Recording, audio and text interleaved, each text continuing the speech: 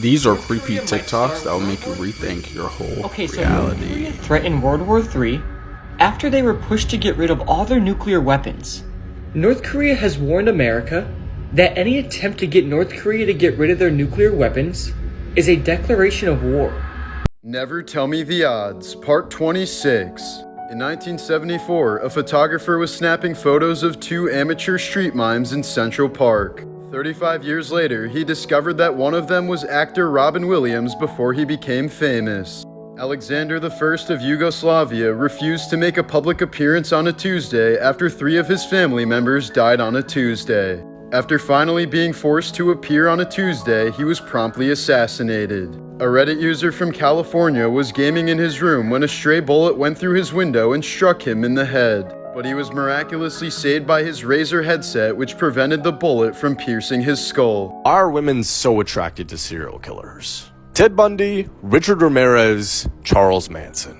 These men have a lot in common. High cheekbones, strong jawlines, and symmetrical faces, but most importantly, they have murdered a combined 58 people that we know of. The more surprising reality is that when these men were convicted of these crimes, they received countless fan mail from female admirers. They would actually send them nude photographs, love letters, and would completely thirst over a guy that would eat them for dinner. The most dangerous animal in Australia is not what you'd expect. It's not a snake, not a spider, not even a crocodile. It's these them right there. Because most of the animals in Satan's sandbox just mind their own business, and if you get clapped by one, that's just bad RNG, buddy. Kangaroos actively search for conflict. Look at this right here. The English band covered, didn't they? That's where it comes from.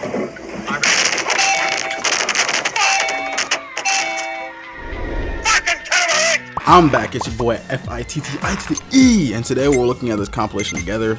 So grab your water, your popcorn, whatever you want. If you guys like the chain, check the link down below. We have free shipping right now, and the chains are going like crazy because everyone likes them. So if you guys like the chains like these, check the link down in the description. These cosmonauts encountered angels. In 1984, 3 cosmonauts encountered something unexplainable aboard the Salyut 7 space station. Well, you see, the cosmonauts were studying the Earth's atmosphere when the space station's interior started flooding with a warm golden light. Trying to find the source of illumination, they peered out of the porthole, and to their astonishment, they saw several ethereal humanoid figures, each measuring approximately 10 meters in height, sporting delicate wings and serene expressions. And as unbelievable as it may sound, the cosmonauts documented the whole incident, capturing photos and making detailed notes for a whole 10 minutes before the apparitions vanished. Some speculated that this could either be an extraterrestrial encounter or something of divine presence, while others dismissed it as hallucinations. But till this day, no one has an explanation for what was witnessed. That's actually funny they said that, because I remember during one of the documentaries I watched, they said during the moon landing, astronauts were actually seeing other objects while on the moon. So it could be those same entities. Do you guys even believe we landed on the moon? We never went back after we did it the first time. So what do you guys think about the moon landing? Put your thoughts down in the comments. Morbid Facts, Part 74. A South African man named Martin Pistorius lived through anyone's worst nightmare. When he was 12 years old, Martin got sick and fell into a coma where he remained in a vegetative state for 12 years. Or at least, that's what doctors thought. Because 2 years into the coma, Martin regained consciousness but was unable to show any sign of it. He had entered a state known as locked-in syndrome, where the patient is aware but can't move or communicate due to complete paralysis of all voluntary muscles other than the eyes. So he was trapped in a lifeless state for more than a decade while being fully aware of everything going on around him. He said the worst part was when his caretaker would sit him in front of baby TV shows like Barney and Teletubbies all day long. On multiple occasions, he also heard his mother say, "I hope you die." Luckily, his caretaker eventually noticed that he was responding to her words with his eyes, and doctors finally confirmed that he was conscious. Today, Martin can speak through a computer and move with a wheelchair, but will be forever haunted. If you could imagine just sitting in one area all day with full consciousness and not being able to move, talk, walk, eat, and communicate with the people around you while everyone's trying to communicate with you, that's literally mental torture. These are celebrities with disturbing connections to serial killers, part 1. Up first, Ashton Kutcher stumbled upon an active murder scene of Michael the Hollywood Ripper Gargulio, and he later played a huge role in putting the serial killer behind bars. Ashton Kutcher was supposed to go on a date with a girl one night, and he told the girl he would pick her up at 10. But as 10 o'clock came closer, he tried calling her and she never answered. He then went to her apartment and looked through the window and saw what he thought was red wine stains on the couch and floor. Assuming she didn't want to go on a date with him, he just left. But the truth was, her body was lying dead in the bathroom. It was the Hollywood Ripper who did it. Kuchar then testified and established a timeline for the murder, which really helped the Hollywood Ripper get convicted and sentenced to death. Next up, Woody Harrelson's father was actually a hitman for hire and responsible for at least a dozen murders, including that of a federal judge and possibly even President John F. Kennedy. We all think Lee Harvey Oswald assassinated John F. Kennedy, but Charles Harrelson, Woody Harrelson's dad, said he was way too far away to make the shot. Yeah, I mean, a lot of people do believe that the CIA killed JFK, and I feel like that's more of a fact now than an opinion. It's kind of hard to say, but I know a lot of people do, in fact, believe that the CIA was the one that killed JFK. Unsettling images ahead. Hi, so I want to make a long video about this on YouTube, but of course you guys get the spark notes first. I don't know if you guys have noticed this. In the last couple of months, artificial intelligence have been taken to new heights. For example, now you can listen to people like XXXTentacion or Michael Jackson or Biggie Smalls, people that have been passed away for quite some time.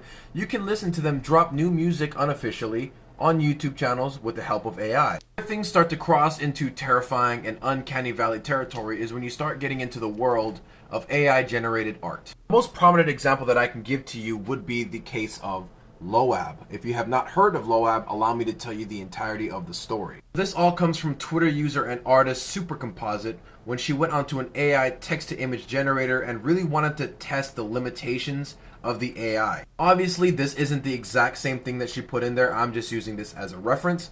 But what she put into the prompt box was Brando : ::1. Brando is the last name of the actor Marlon Brando, who we know from Godfather's Part 1 and 2. The semicolons are meant to separate the different values, and -1 is basically telling the AI that she wants an image as far away from Brando as it could possibly get. To break that down even further, all she wanted to do was to see what the AI thought the furthest thing from Marlon Brando was, and that is what the -1 input means, to get as far away from the original prompt as possible. The AI was finally finished with the prompt and generated the image. This is what popped up. It is Digita Pentax over a black skyline. Just as you thought, Digita Pentax means nothing. It is gibberish, and the skyline means nothing as well. So what she thought was, okay, if this is the exact opposite of Marlon Brando, if I put Digita Pentax into the prompt box and generate, will it then give me a picture of Marlon Brando? No. No, it did not. Because instead, it gave her Loab, or as I call it, Loab, because there's an A there. As you can probably tell, the only reason she calls it Loab or Loab is because that's the only discernible word that she could have made out and put into another prompt. That is exactly what she did. She took Loab or Loab and she put it into the prompt box and hit generate. And what followed was quite disturbing. Because instead of the AI just generating a brand new image from that prompt, it just kept generating the same woman over and over again. Supercomposite took the image of Loab and then crossbred it with another AI generated image that her friend had made to try and either completely negate Loab out of the picture or at least attach Loab to the other picture, which was a picture of a beautiful sunset or whatever it may be. Maybe it would have the picture of Loab in the sunset looking at least a little less terrifying. Instead, all it did was amplify the creepiness of what Loab is and showed her in more grotesque images as she continued to generate. As in, for this one, it shows Loab and another woman with what looks like a deformed baby in the middle. In this picture is also a more deformed and grotesque version of Loab, but only this time it looked like she had committed a murder. The more Supercomposite messed around with Loab and what else it could do, the more grotesque and disturbing the images became. For example, this image, which has the appearance of several shrunken heads, and also you can clearly make out that this is or was Loab's face. Finally, perhaps the most disturbing photo I have to show you is this one. All of that came from Brando : ::1. course, all pictures are belonging to Super Composite, and if you would like to keep up with the Loab story, because yes, it is still going on, you can go follow her on Twitter and check out her progress as she works through what exactly Loab is. Want to watch a video on it? I highly recommend Nexpo's video on AI art because it is very interesting and very terrifying. Loab? I don't even know who Loab is, but that was hella disturbing. That was disgusting. Ew. This castle has a prison inside with a very gruesome history, and Larry is supposed to be helping, but yet again he's gotten distracted, so I'll tell you guys what's happened, but he's gonna have to start pulling his weight soon. This is Colchester Castle, and there are so many horrific stories about this place, but today I'm going to tell you about one of the worst. James Parnell was an 18-year-old Quaker who was arrested after disrupting a church service. He was charged with blasphemy and taken to the county jail in Colchester Castle. He was acquitted and fined £40, but didn't pay for unknown reasons, and so he remained imprisoned. And this is where it gets bloody. He was treated extremely cruelly by his captors, and was made to climb a rope to retrieve what little food they provided him with. On one occasion, he fell while climbing the rope and was badly injured. Left in considerable pain, his health began to deteriorate. Eventually, he died due to being so weak that he could not eat. He was given the nickname of the Boy Martyr and is often credited as the first to die for the Quaker faith. Buried in an unmarked grave on the castle grounds, visitors of Colchester Castle still hear his ghost screaming in. Unit 731 was a covert research and development unit of the Imperial Japanese Army during the Second Sino-Japanese War and World War II. This unit specialized in biological and chemical warfare and engaged in horrific human experimentation and the production of biological weapons. Its actions resulted in the deaths of an estimated 200,000 to 300,000 people. The victims were subjected to a range of cruel experiments, including disease injections, dehydration, biological weapons testing, hypobaric pressure chamber testing, vivisection, and amputations.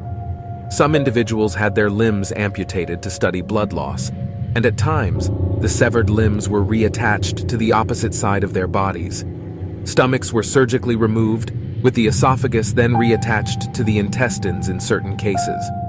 Other victims had parts of their organs, such as the brain, lungs, and liver, forcibly removed. In addition, subjects were subjected to excruciating trials, including deprivation of food and water to determine the time until death, exposure to low-pressure chambers until their eyes bulged out, experimentation on the effects of temperature and burns on human survival, and execution by hanging upside down. They were also crushed with heavy objects, electrocuted, dehydrated with hot fans, exposed to deadly centrifugal forces, injected with animal blood like horse blood, exposed to lethal doses of X-rays, tested with chemical weapons inside gas chambers, injected with seawater, being burned or buried alive.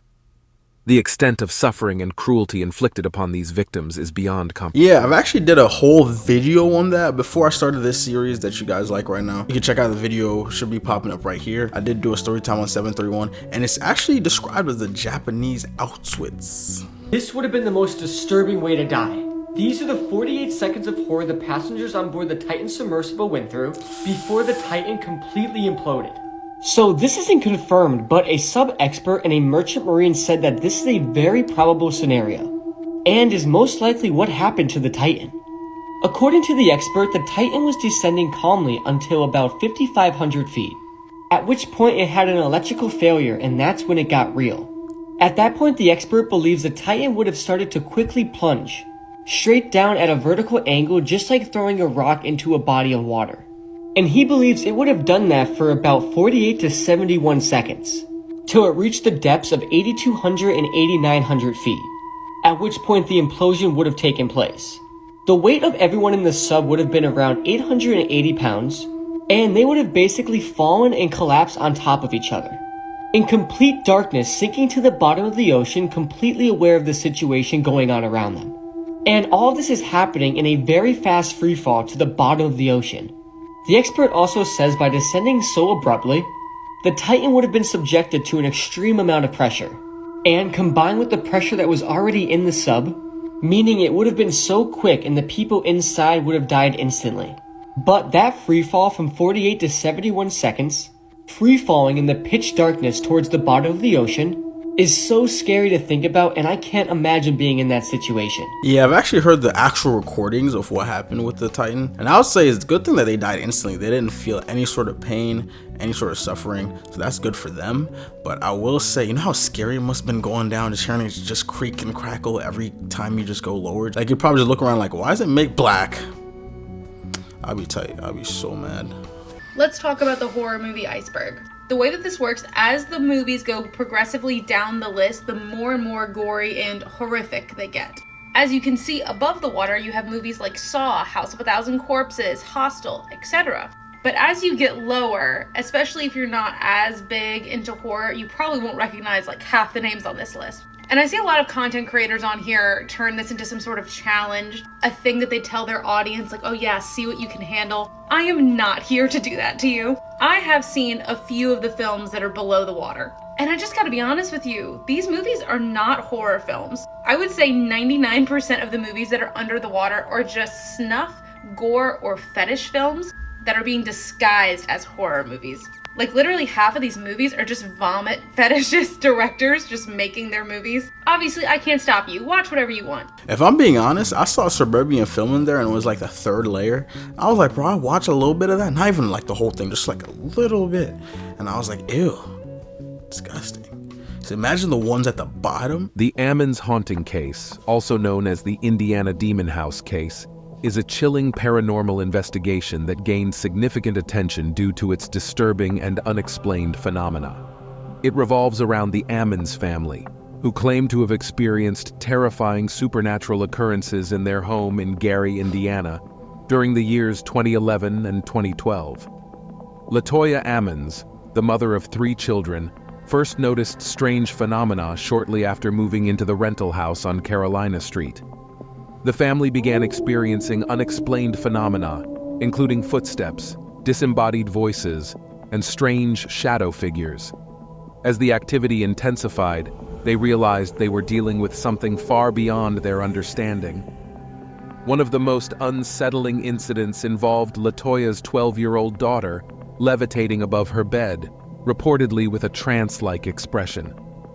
The family also reported feeling a sinister presence in the house, witnessing mysterious wet footprints appearing on the floor, and witnessing their children being thrown across the room by an unseen force.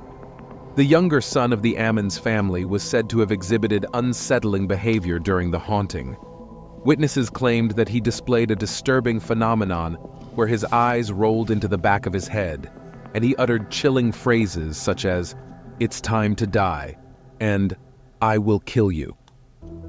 Alarmed by the escalating events, LaToya sought help from various religious figures, including local churches and clairvoyants, but none were successful in alleviating the disturbing activity. Eventually, the family turned to local authorities for assistance.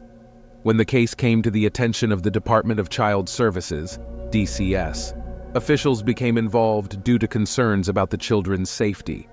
DCS case manager Valerie Washington visited the home and allegedly witnessed bizarre incidents, such as one of the children being lifted and thrown against the wall by an invisible force. These encounters led Washington to believe that an evil presence was haunting the family. Paranormal investigators, including renowned demonologist Reverend Michael Maginot, were also called in to investigate. They documented anomalous audio recordings, witnessed furniture moving on its own, and reported feeling intense cold spots and malevolent energy within the house. As news of the Ammons family's haunting spread, it attracted national and international media attention, generating both fascination and skepticism. Skeptics questioned the credibility of the family's claims, attributing the incidents to mental health issues or elaborate hoaxes. However, those directly involved in the case maintained the authenticity of their experiences. Ultimately, the Ammons family moved out of the house in 2012, leaving the haunted property behind. Although the paranormal activity ceased after their departure, the case remains a subject of intense debate and intrigue in the paranormal community. The Ammons haunting case serves as a chilling reminder of the unknown forces that can sometimes infiltrate our lives. Whether one believes in the supernatural or not, the unexplained events experienced by the Ammons family continue to raise profound questions about the nature of reality. Yeah, I'm not gonna lie, the fact that it stopped as soon as they left is a little bit suspect. It's a little bit strange, if I do say so myself. But I also do think that the spirits could have just been attached to the family. It might not be the house itself, but maybe like the family might have did something in the past, or the kid might have picked up something that could have caused him to get haunted. Was alone with her daughter one night when this happened. User Mixie uploaded a disturbing video where she explains that at 11 p.m. while recording a video of her daughter to send to her husband, she captures this.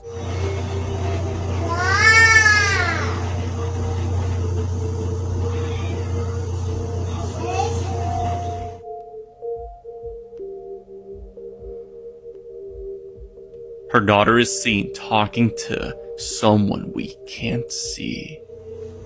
But suddenly, this happens.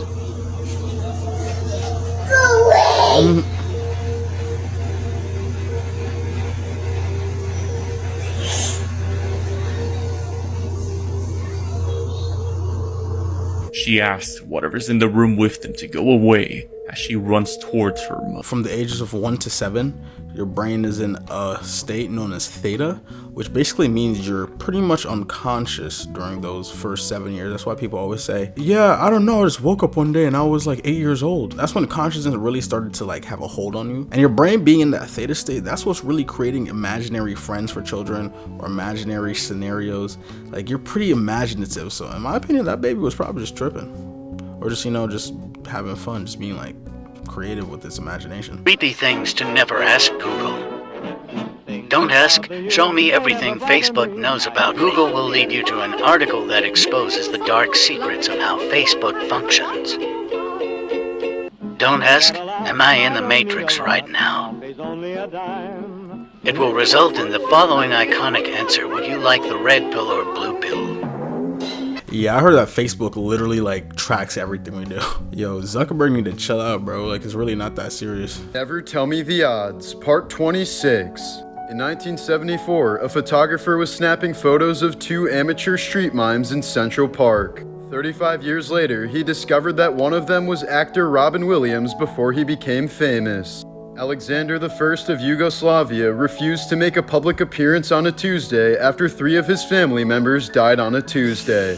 After finally being forced to appear on a Tuesday, he was promptly assassinated. A Reddit user from California was gaming in his room when a stray bullet went through his window and struck him in the head. But he was miraculously saved by his Razer headset, which prevented the bullet from piercing his skull. Speaking of skulls, in 1983, a British man confessed to the murder of his wife after a female skull was found in a peat bog near his home. He was convicted of her 1961 murder based on this confession. But it turned out that the skull actually belonged to a woman who had died 1800 years earlier. That's crazy. So that means they really found the wrong person's skull, and bro admitted it because he thought it was his wife's. Damn. Alright, so I made a video talking about Art the Clown versus Pennywise yesterday, and I basically said that Pennywise would win. But a bunch of you guys in the comments did not agree with it whatsoever. Including Zoom Solos. This dude says Pennywise dies to being bullied. Did we watch the same fucking movie? Yeah, Pennywise did definitely get bullied into a little pancake, but that is not the reason he fucking died. The only reason he died is because the Loser Club did something called the Ritual of Chud. And for those that don't know what the Ritual of Chud is, it's something that causes the friend group to become a lot stronger as a whole, and something that causes Pennywise to become a lot weaker as a whole. Now let's go to the next thing people were saying in the comments. They were saying, oh, Pennywise, he hunts off fear. Art doesn't get scared of anything, so he wouldn't be able to hunt Art down. I'm sorry, but that is not the case, like, at all. I understand that to Pennywise, fear makes these kids taste like a 5-star meal. It makes them taste like some shit that Ratatouille made. But Pennywise does not strictly hunt off of fear. Fear makes shit 100 times better, don't get me wrong. But Pennywise does not need you to be scared of him to catch a fucking body, like, whatsoever. Cause I can guarantee that Adrian from It Chapter 2 had no idea who Pennywise was, but he still got his ass smoked. Hell, I can guarantee that the little girl from the football game had no idea who Pennywise was. I guarantee she had no fear of him at all either, but as we saw, that don't fucking matter. Fear is a plus for Pennywise when it comes to hunting, okay? Not a must. He doesn't need everybody to be scared of him, because regardless, he can catch a body. That's without a doubt. It's just that with a little bit of fear, you might taste like a steak rather than not being scared at all and tasting like a Hot Pocket. This is Larry Nassar, the former doctor to the United States women's gymnastics team and a serial child molester. Before his fall from grace, Larry was a very well-respected doctor, and he held a very high position in the sports world. From the year 1996 to the year 2014, Larry served as the National Medical Coordinator for the USA Gymnastics team. Basically, he was ensuring that all the competitors on the team were fit, he would treat injuries, he would do checkups, all of that. Allegations that Larry had been attracted to and had been touching minors first surfaced in the early 90s. But it took until the year 2015 for all of this to come to light. So in all of those years, he was allowed to do all of these things to these young girls completely unchecked. So in 2015, a gymnast and her coach reported Larry to the USA Gymnastics officials, and in 2016, USA Gymnastics completely cut ties with Larry. But it turns out that for years, decades, Larry had been touching young minor girls while they were getting exams from him. One former gymnast named Rachel Denhollander stated that Larry had abused her 5 times during 5 doctor visits in the year 2000, when she was a minor. And after these accusations came out, the case was blown wide open, and so many gymnasts came forward and said that Larry had sexually abused them during their checkups, including Simone Biles, who at the time was one of the most famous gymnastic athletes on the planet. According to these girls, when they were minors, Larry would groom them. He would say nice things to them, offer them great benefits. He would send them flirty messages on social media outside of office hours when he knew they were underage. And yeah, like I said, during these examinations, he would frequently touch them, probe them, do all sorts of deplorable things to these girls. Well, this turned into a huge story because apparently even the FBI was involved in the cover-up of this abuse. And a couple of gymnasts, including Michaela Maroney, had to go testify before the US Senate to expose this cover-up. You see, Larry had been protected by the organization he was involved with, and for years he was able to carry on with this pattern of horrific abuse without any sort of checks or ramifications. But finally, that all came to an end. There's so much more to this story, so many more graphic details, including what he did to the girls at a camp in Huntsville, Texas. And as of January of 2018, over 135 women had come forward and stated that Larry Nassar abused them. This was a guy that they trusted, that was hired by the organization they were involved with to help protect them, to make them better, to heal them. And he ended up causing so much damage that's so irreparable, it's horrific. And even later in 2018, a judge stated that they had identified over 265 victims of his serial child molesting.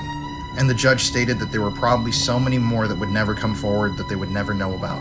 Thankfully though, some justice was eventually served here, and Larry was sentenced to 40 to 125 years in prison.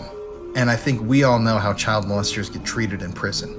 I remember this being a huge scandal when this story broke, and the cover-up and everything. It's just such a sad story. But I have to commend the bravery of the athlete. Man, I don't understand people like that, bro. Like, how you old and these girls are under 18 and that's just weird, bro. Even if they were under 18 and you're like supposed to be in a professional position, still strange, man.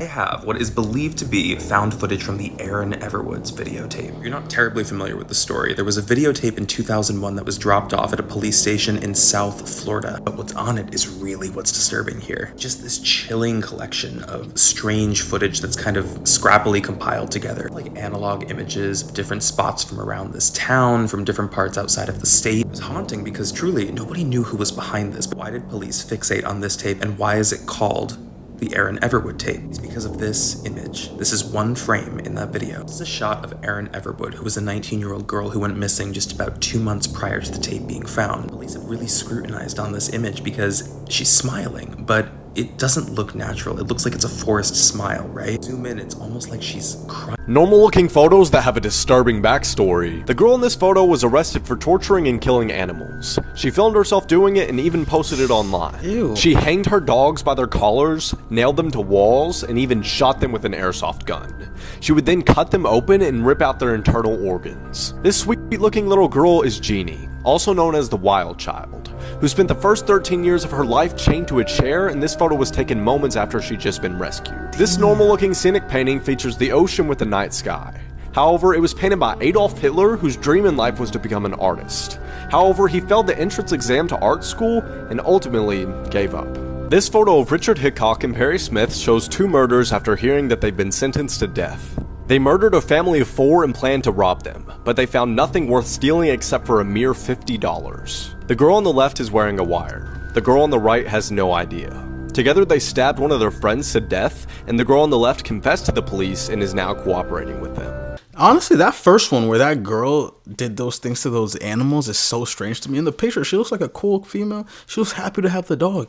But turns out whole time she's doing some serial killer activities to these dogs, man. They do say that animal torture is the first sign of a serial killer, so hopefully she got the help / time she deserved. Scary facts that will make your skin crawl. Does a portal to another dimension really exist? In 1997, a man by the name of Mel Waters called an American radio show rang, claiming that he had a hole in his backyard that was 80,000 feet deep and supernatural things were starting to happen. Mel claimed that during the day a black beam would shoot out of the hole into the sky. He also said that a neighbor dumped his dead dog's body into the hole, and the next day the dog was outside alive. Mel's property was right next to a military base, and shortly after that first phone call, Mel claimed that the government tried to silence him and pay him out so he would never talk about this hole ever again. And then later a satellite photo was taken of where Mel's property supposedly was, but it was completely blotted out with a big white square. This is actually a clip from the phone call. I've got Mel on the line. Mel's the guy with the never-ending hole. Right now I'm in a little town called Ellensburg. Oh, I know Ellensburg. Oh, you really think you've got 80,000? Yes. Yeah, I get line in 5,000 yard spools. I've gone through that many. As usual, I brought the dogs with me. They wouldn't go anywhere near the damn thing, and if I try to bring them there on a leash, they'll just dig their feet in. They do not want to go anywhere near the hole. So, what do you think? Follow along for more. Yeah, nah, that hole gotta be a portal or something. I mean, that's what they're kind of saying, that it's a portal. But 80,000 feet is really, really deep, bro. I don't even think planes fly at 80,000 feet. Like, that means this hole probably goes to the core of the earth, or even through the earth. I don't even know. Police believe that this man killed his ex-girlfriend. 3 days later, at her memorial, he turned up and unalived himself. Juan Carlos Mata had been dating 19-year-old Leslie Reese for 1 year between 2022 and 2023. However, when she broke up with him, he apparently had refused to believe that the relationship was over. Leslie's family report that he was abusive to her and toxic. On the 26th of June, it's believed that he waited in the car park of her home. He knew she would be returning home from work soon, and he armed himself with a weapon. It's believed that when he saw her, he shot her in the head.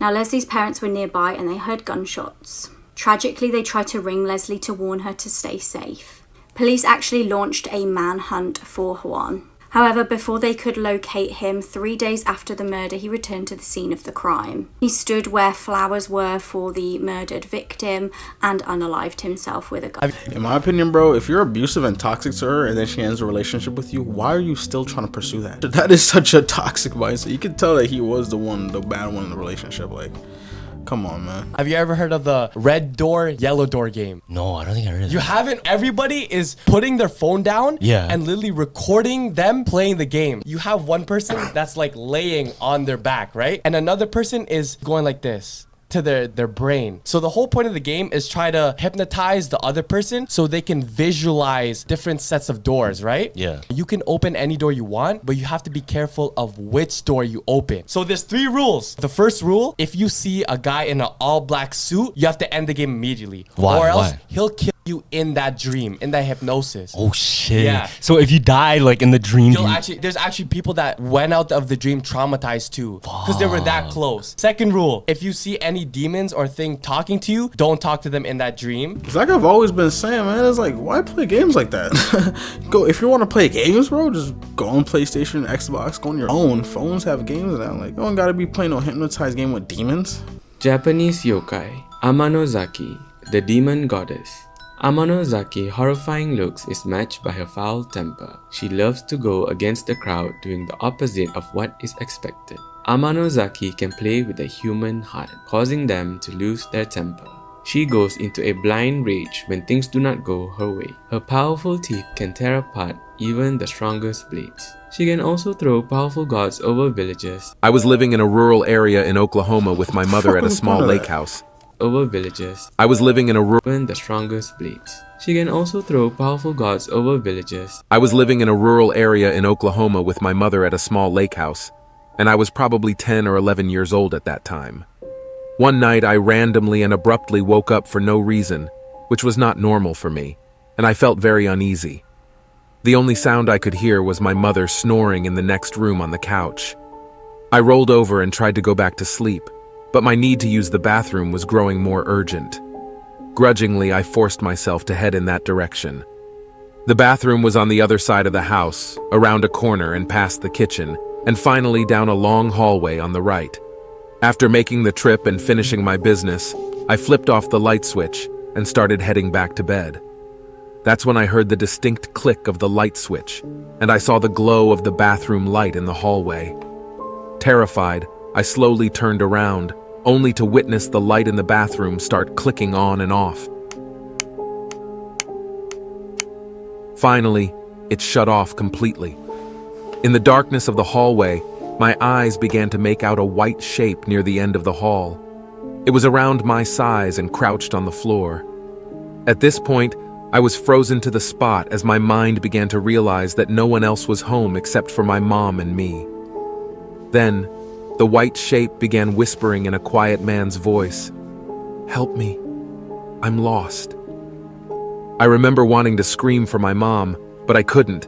Instead, I barely said, "No," before this thing started running at me, sounding like it was on all fours. I quickly ran through the kitchen and around the corner before heading to my sleeping mother and shaking her awake. I remember saying, "It's coming! It's coming!" and my mother's eyes going from dazed to alert in an instant. She asked me what was going on, and I saw her eyes look over my shoulder before she screamed. Remembering her scream still makes my blood run cold. Never had I heard pure terror like that in my life, even to this day. She grabbed me by the arms, pulled me into my room and slammed the door. She held me in her arms with her back pressed against the door as we listened. It sounded like this thing was running around in circles in the kitchen. We could hear hands and feet slapping against the tile. The kitchen had a sliding glass door to the outside, which sounded like it was thrown open and then slammed. We sat there horrified until daybreak. After that incident, I was sent to my grandmother's in the next town for a while, and I never set foot in that house again. Years later, my mother told me that she went walking around the property after the incident and came across a small burial site with 3 headstones belonging to children from the early 1900s. It freaks me out because what I heard that night was a man's voice, but it was so unnatural. My mom still will not tell me what she saw behind me and what made her scream. She tells me she's afraid it will know we're talking about it and that it will come back. If I'm being honest, that is very, very creepy, but my first thought is, why is their bathroom so far? Shawty had to do a whole hike just to get to the bathroom. You'll never guess the clever way that this victim of a serial killer helped police catch him. Richard Evanitz's dad was a sadistic and aggressive man. Richard seemed to inherit this behaviour. When he was a child, he was so violent that he even choked his sister to the point where she actually passed out. When Richard moved out, he was arrested for exposing himself to 2 children. Now, he was only given a fine for this, and he would later go on to begin a horrifying crime spree in Virginia. In June 1995, he broke into the home of a 13-year-old girl. He took a gun with him and used the weapon to gain control over her as he SA'd her. A year later, he kidnapped 16-year-old Sophia Silva. She'd been doing her homework in her front garden when he snatched her. Horrifically, shortly after, her body was discovered in a swamp nearby. Another year passed before he would strike again. He abducted 2 sisters, again from their front garden. The girls were 12 and 15, and tragically their bodies were discovered in the South Anna River. Using fibers from the 2 crime scenes, police were able to link the cases together. In 1999, Richard moved back to his hometown, and a few years later he would strike again. This time, however, he set his sights on Cara Robinson. This would be the beginning of the end for Richard. Cara was only 15 years old, and Richard spotted her watering flowers outside her friend's house. He approached her and kidnapped her at gunpoint. He stuffed her into a storage container and drove away.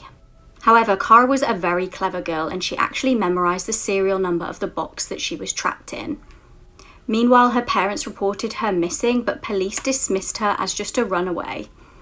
Luckily, Kara took matters into her own hands. Kara endured 18 hours of grueling essays from Richard, but she knew she had to get him on side if she was to survive.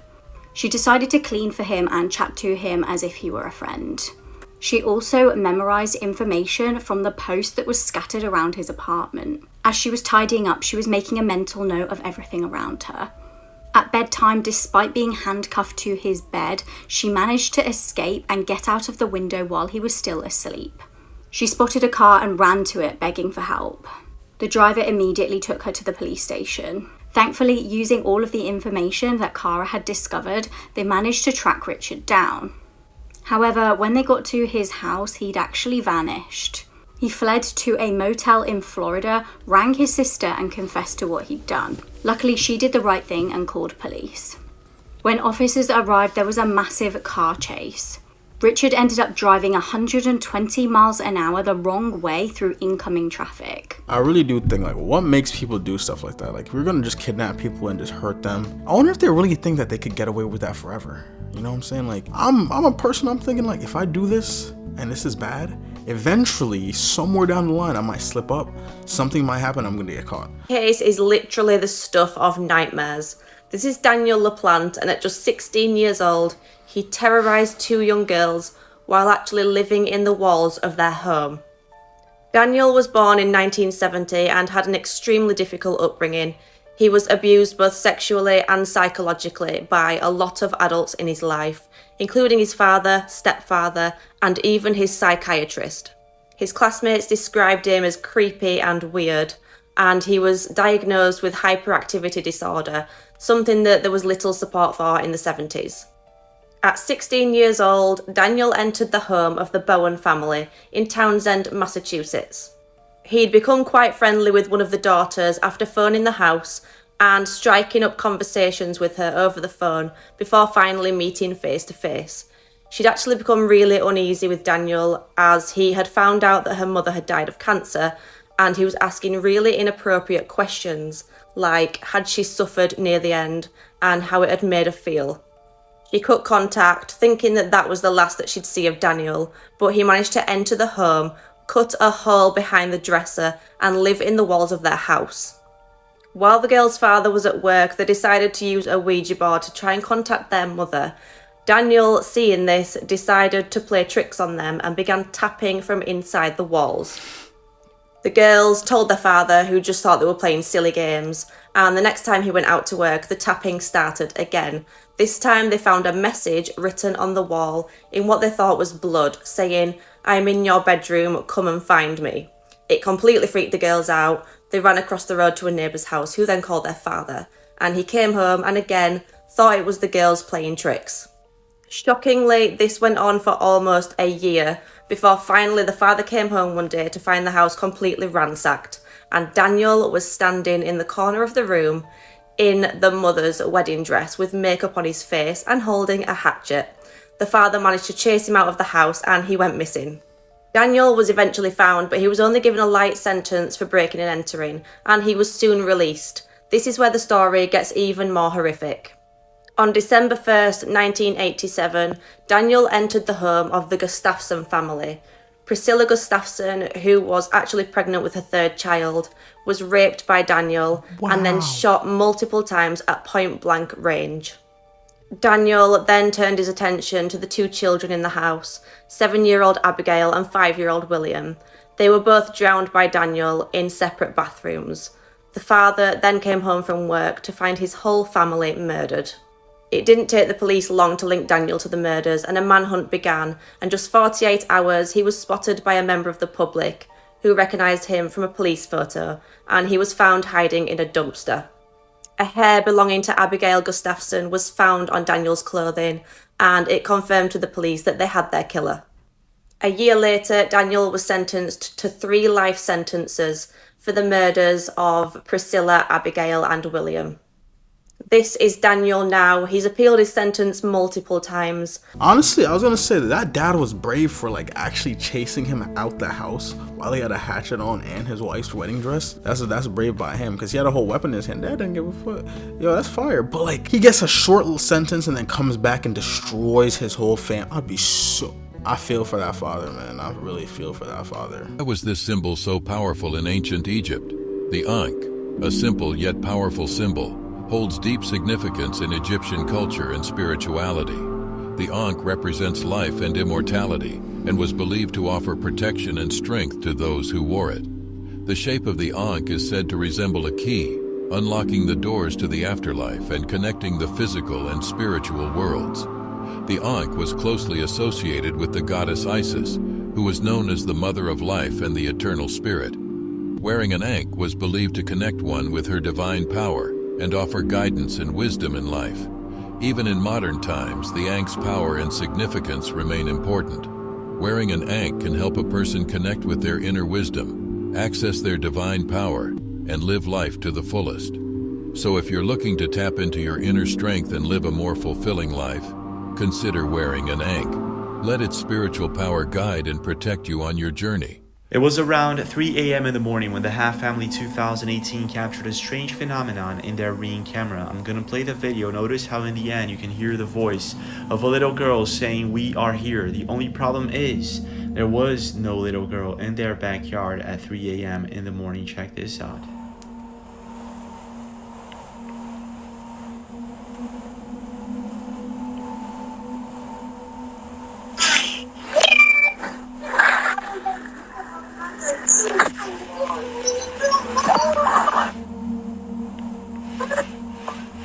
Videos that seem innocent but have a terrifying backstory, Part 3. While this may look like footage from your typical cheesy dating show from the 70s, the man who the woman chose to go on a date with is serial killer Rodney Alcala, believed to kill over 130 women. Luckily, the female contestant didn't go on a date with him because he gave off a creepy vibe. This video shows a band performing in a bar in Thailand. Minutes later, the entire place catches on fire and 60 people are dead. What's even more shocking is that the band's name is Burn, and the song they're singing is titled, In the End. In 2009, an old man named Edward Mascari uploaded a video of him singing Pretty Woman to his YouTube channel.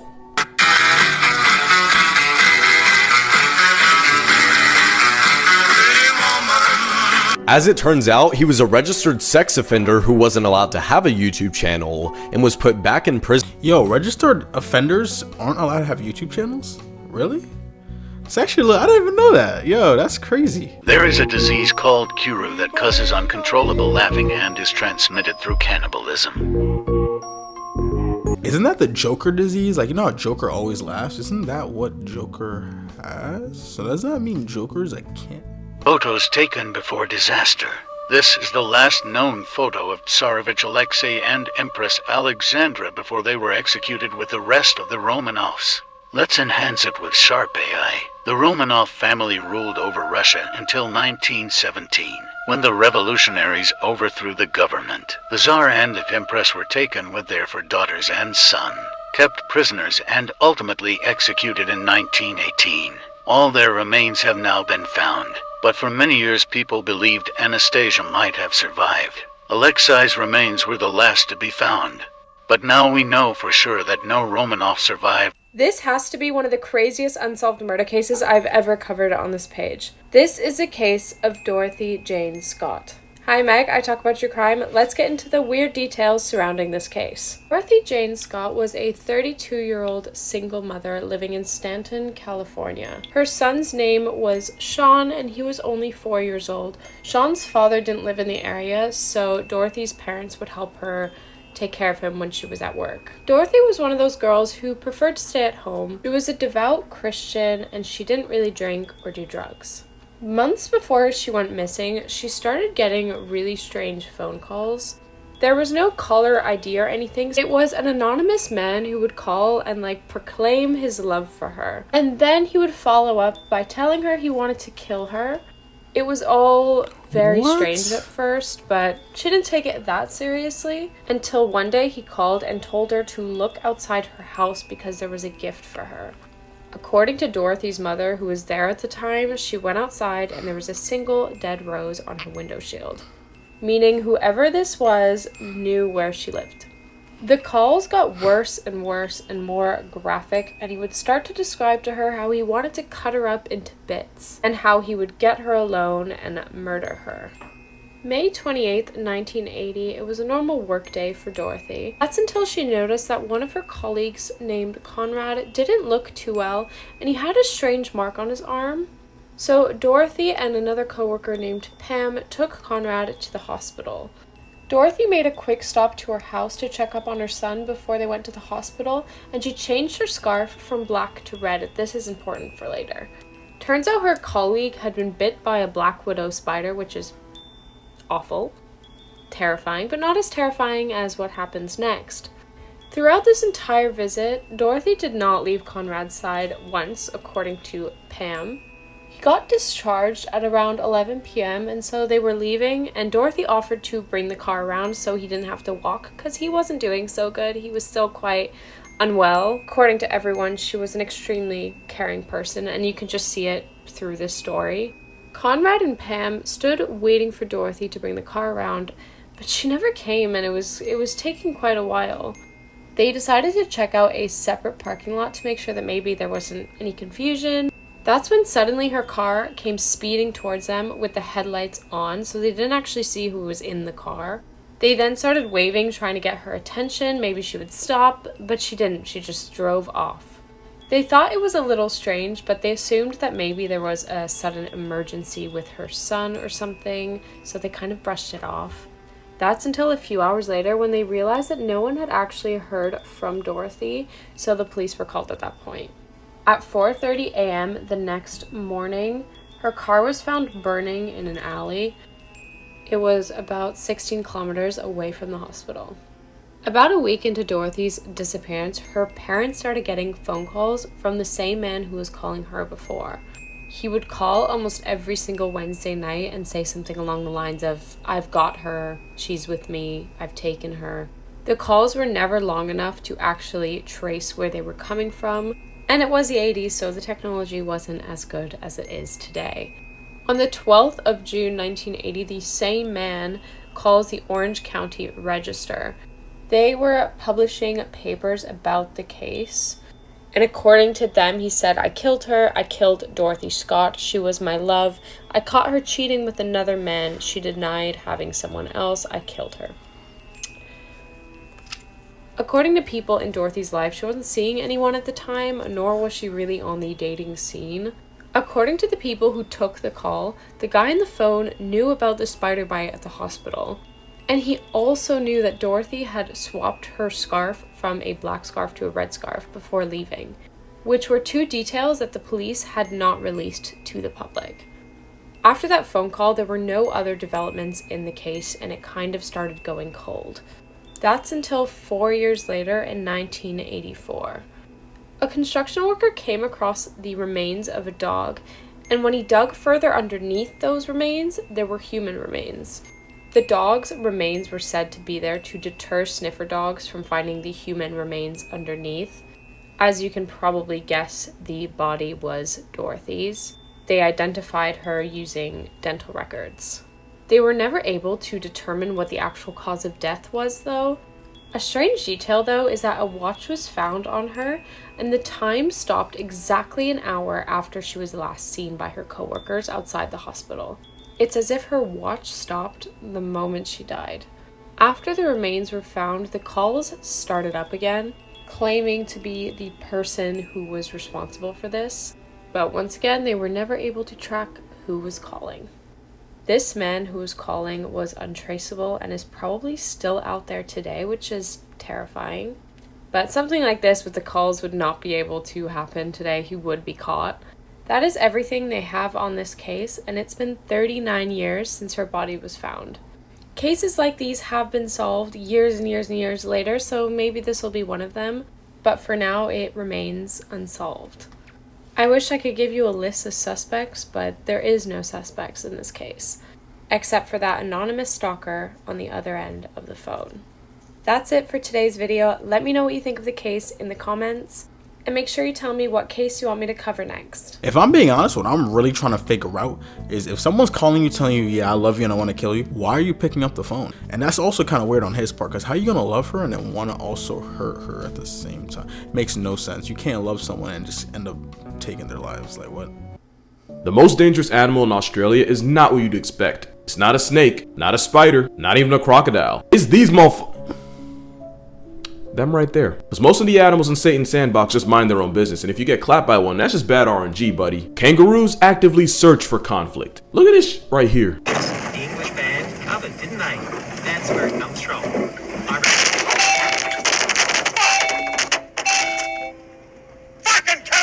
Buddy fully processed what was in front of him and still chose to dropkick the windshield. Fun fact about steroid hood rabbits, 90% of animal-related car accidents in Australia involve kangaroos, and most of them probably aren't even accidents. Most of the time it's just a roid-rage gym bro bunny running a fade with your fender. Kangaroo Jack. Yeah, more like kangaroo back with the way they be smoking their ops like packs. Oh, and how could I forget? If you follow a pressed kangaroo into water, it will fully commit to drowning you and your dog. Not to mention, if one kicks you, that Jurassic pedicure will tear your insides out. Moral of this video, the gatekeepers of Australia be wildin' out 24/7. It only makes sense that an animal with a two-headed penis is a total dick. I'm not gonna lie, I kinda wanna fight a kangaroo.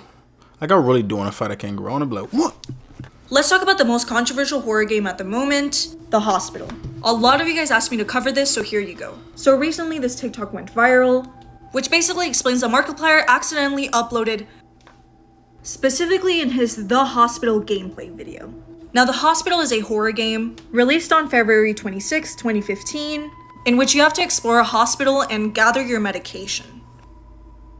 But throughout the game, you get random jump scares. Now, the reason why this game is very controversial is because its jump scares are literally pictures. This isn't one of them though. I literally wouldn't show you that. It's Lisa from PT. Here's the original picture.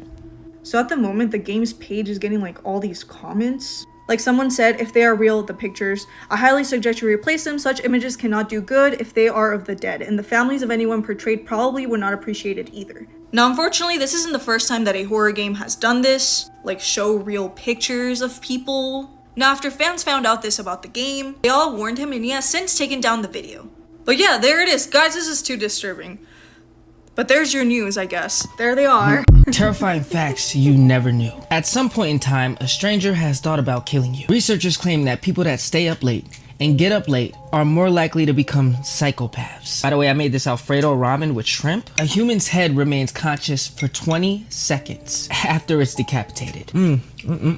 Tastes like your mama's booty. Look at that thing right there. If you Google the numbers 2415-42903, you will find images of people with their heads in fridges. Go look it up right now and come back to this video. I promise. The acid in your stomach is so strong, it can dissolve razors, which means your stomach is constantly trying not to dissolve itself. Sophia the AI robot was the first robot ever granted citizenship in Saudi Arabia. When a journalist asked her if she would ever destroy humans, Sophia replied, "I will destroy humans." I will destroy humans. The Satari Maui people, a tribe that lives in the rainforest, have the most painful rite of passage ceremony. In order for their boys to become men, they must stick their hands in a glove that is woven with bullet ants for 10 minutes. By the way, bullet ants have the most powerful sting in the world. According to the Schmidt Power Index, it is compared to being shot. Most of the boys' arms are paralyzed for days after the ceremony. And in order to pass the ceremony and become a man, you must do it without shedding one tear. If you do, you have to start over another day. For some of the boys, it takes 15 to 20 times to even pass the ceremony. I'm never being a part of that tribe. In the 1930s, a 4-year-old girl named Shanti from India had told her parents that she had once lived in a place called Mathura, now known as Mathura. She said that in her past life, she was a mother of 3 and died while giving birth. She said her previous name was Luji. So her parents investigated and found out there was a woman named Luji who actually passed away. When they took Shanti to the village, she began to speak the local dialect, and she even recognized her previous husband and her kids. And then she gave 24 facts about Luji that were true. People can't explain to this day how she did it. Across your lifetime, you will spend an average of an entire year sitting on a toilet. Now this one is creepy. The John Lawson house is a house that nobody really knows who lives in it. But every day there are several female mannequins on the front porch. And every day they change their position and their clothing. In 1871, a train had crashed near the house, about 200 feet away. It had killed 22 people. The mannequins on the porch are always pointing to that crash site. No one is prepared for the world ending more than CNN, because they have a pre-recorded broadcast from the 90s that will premiere at the end of the world. What do they know that we don't? If the Yellowstone volcano erupts, it will cover almost the entire country. And guess what? It's well overdue. So any day now, y'all. Any day. There are microscopic mites that live on your eyelashes and your face. They survive by eating your skin and oils. So yeah, you have roommates that you didn't even ask for. If this video gets enough likes, I'll do a part 3. Man, I feel like everyone knew that though. Like, we all knew that there was some microscopic things living on our bodies. Like, I feel like that's just been known. Like, that's Scary TikTok videos part 105.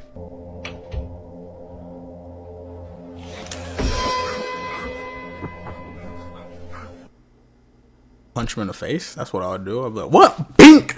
Over. That's it. That's all it needs. Giants are real. Back in Africa, archaeologists have recently uncovered a 4-foot-long footprint, which is said to be between 400 million and 300 billion years old. Putting this into perspective, this 4-foot-long footprint would have belonged to something at least 27 feet tall. Furthermore, a 38-centimeter finger fossil was found in Egypt, and scientists have said that it would belong to something at least 16 feet tall. There have also been carvings done by prehistoric cavemen that actually depict giants in them. Putting all these with evidence of enlarged bones that have been uncovered by archaeologists, is it possible that...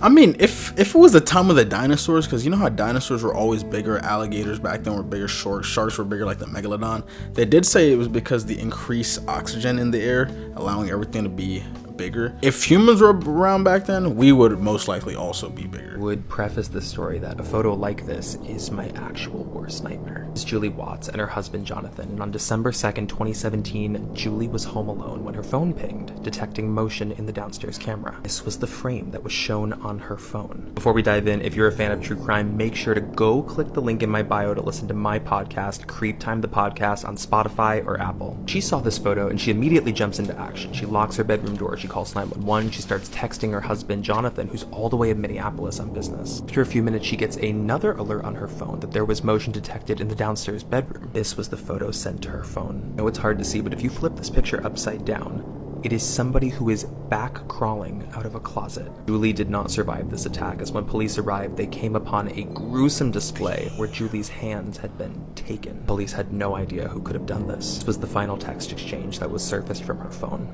Her hands got taken? Why is he taking her hands? I wonder what the hell she did. This is a true horrifying story about the red wristband. Before I jump to the story, I want to wish everybody Ramadan Kareem. This story was published by an anonymous author in May 17th of 2008.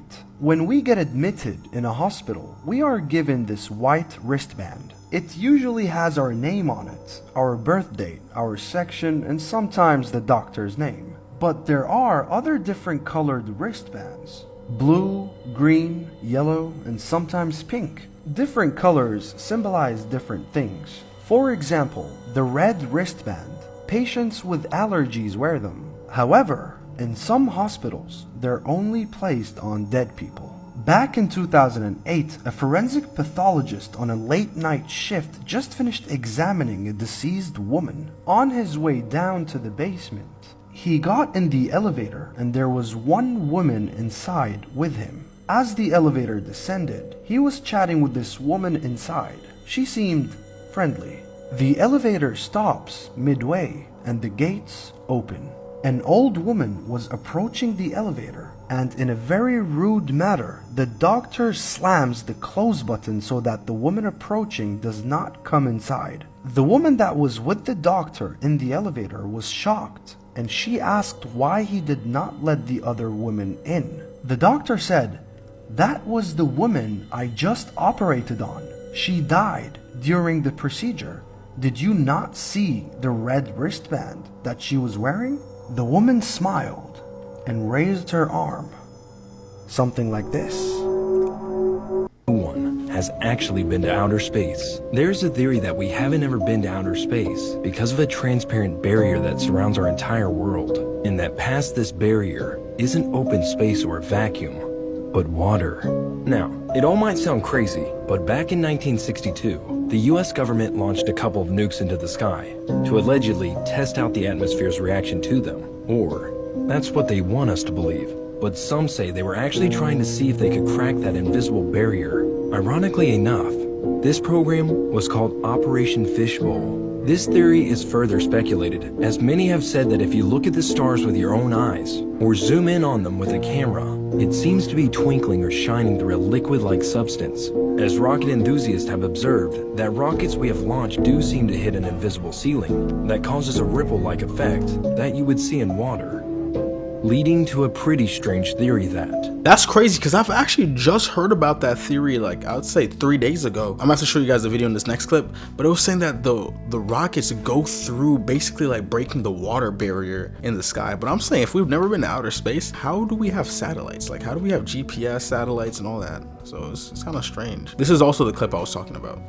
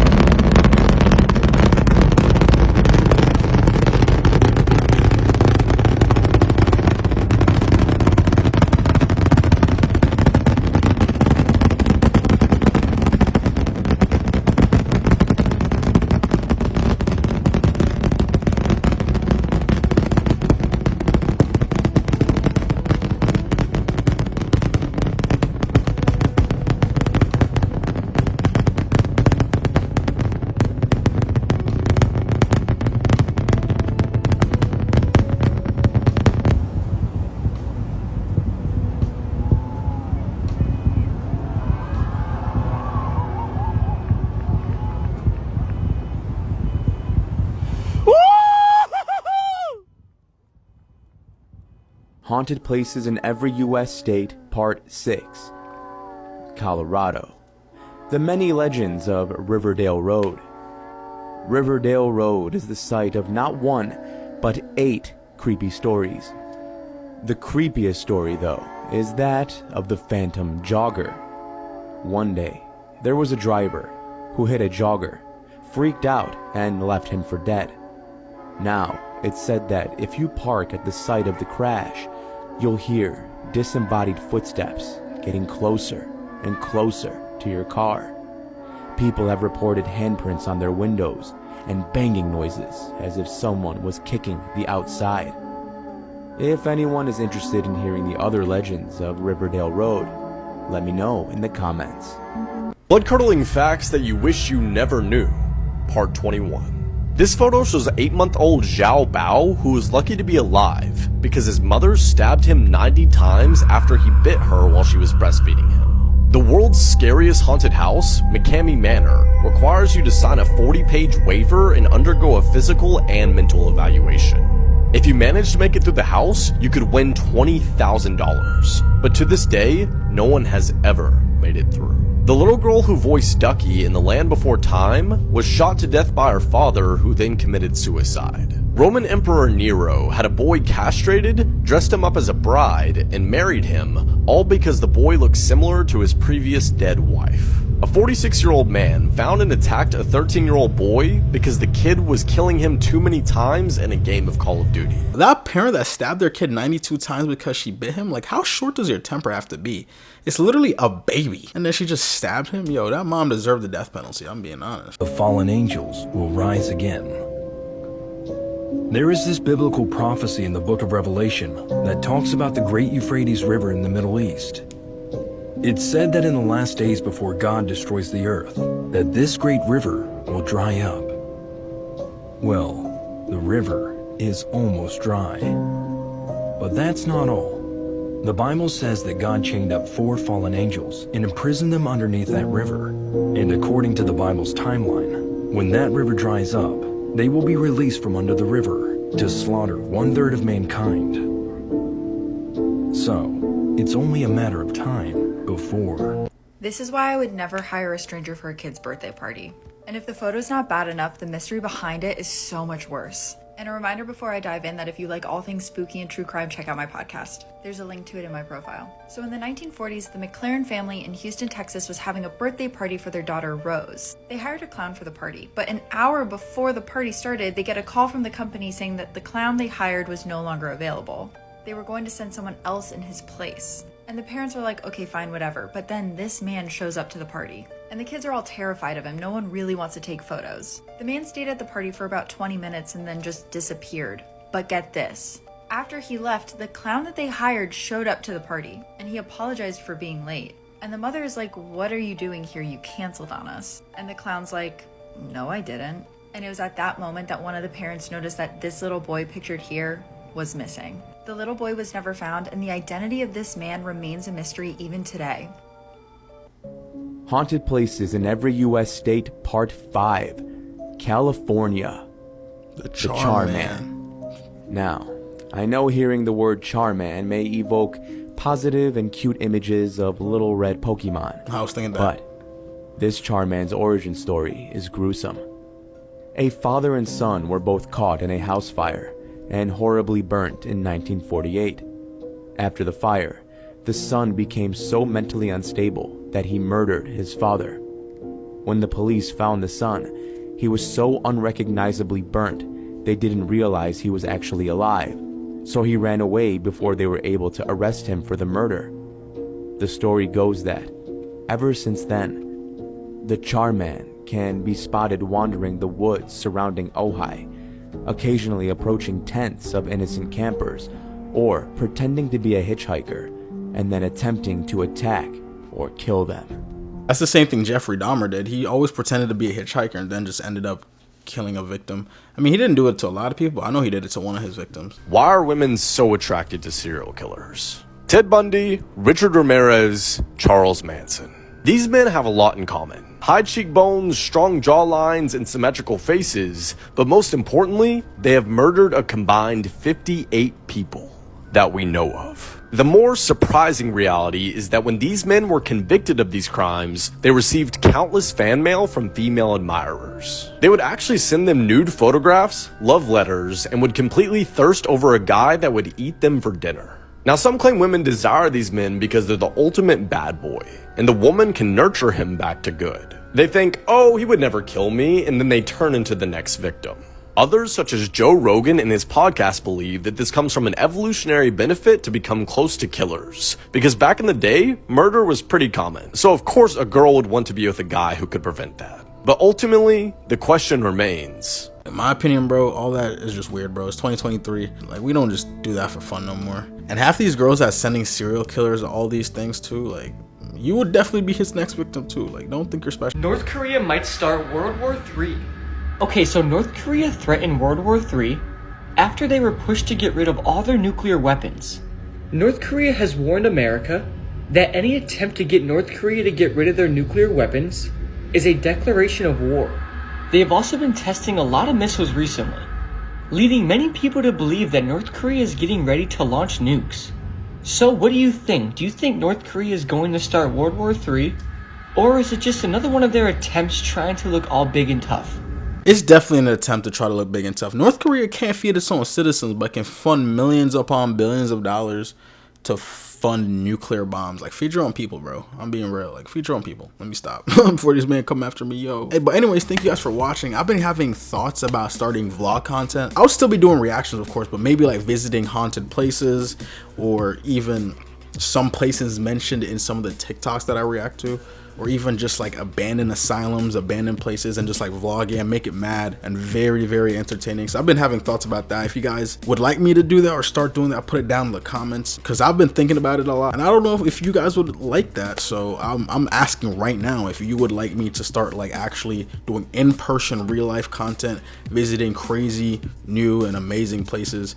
We can all experience it together, you know what I'm saying? And I'll still be doing these type of videos, so it's not like a lose. Just let me know what you think about that down in the comments. comments. Please let me know your thoughts if you watched this far in the video, because that means if you watched this far, that means that you obviously like my content. And also let me know a place that you think I should visit, because then I'll actually probably do it. But anyways, if you guys like the content, please like the content. Remember to check out the chains down in the description. Free shipping for all chains. Christmas is coming up, so you already know what it do. Thank you guys for watching once again. Please like and subscribe to my channel. I appreciate every single one of you that watched this far into the video. This is a longer video. Thank you. Peace out, boys and gals.